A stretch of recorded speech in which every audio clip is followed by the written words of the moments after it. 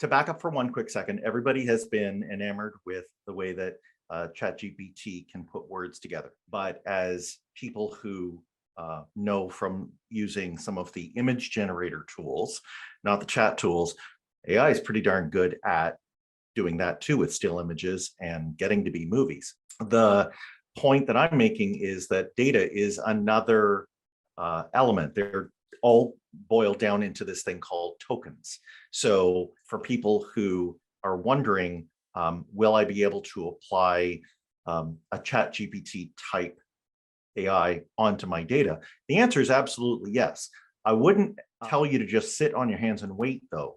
So we've already talked this morning about how you can structure SQL queries.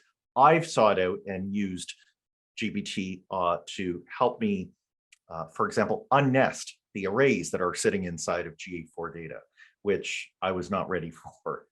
And it helped me, and it, got it going in a way that I can now boil it down to something very relational. The next part of it, Bjorn talked about this, is things like joining data together, doing analysis, or even pushing it to Looker Studio so that it can be, presented in a way that we humans can quickly grasp. In the short term, I'm going to encourage us to continue using those tools for those little hops, right? The hop from data capture to data analysis, from data analysis to data visualization.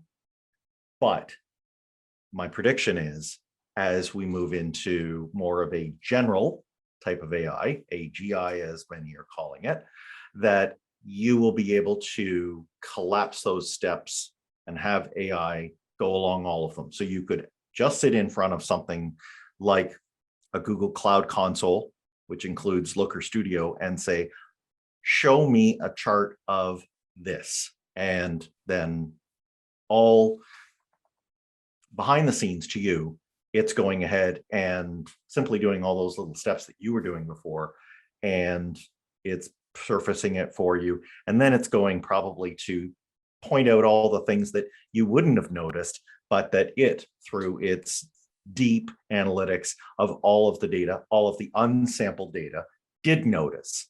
Okay, so a lot of power to unfold there.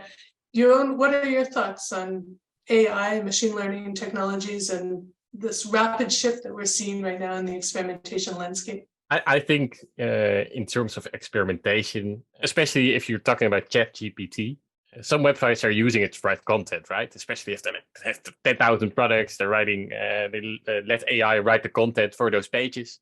And so AI, you put something in, you get something out of it. Great.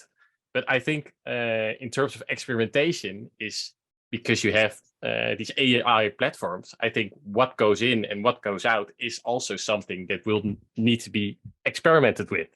So experimenting with the input that goes into the AI and that goes outwards is a very interesting hypothesis, because there's so many things you would be able to test with that to unlock the power of AI. So basically experimenting with how you could use AI the best way on your website. So maybe asking ChatGPT, hey, you could write this product page description in this way, and then this is your variant A, and then trying another way for variant B. That would be a real practical example of using AI.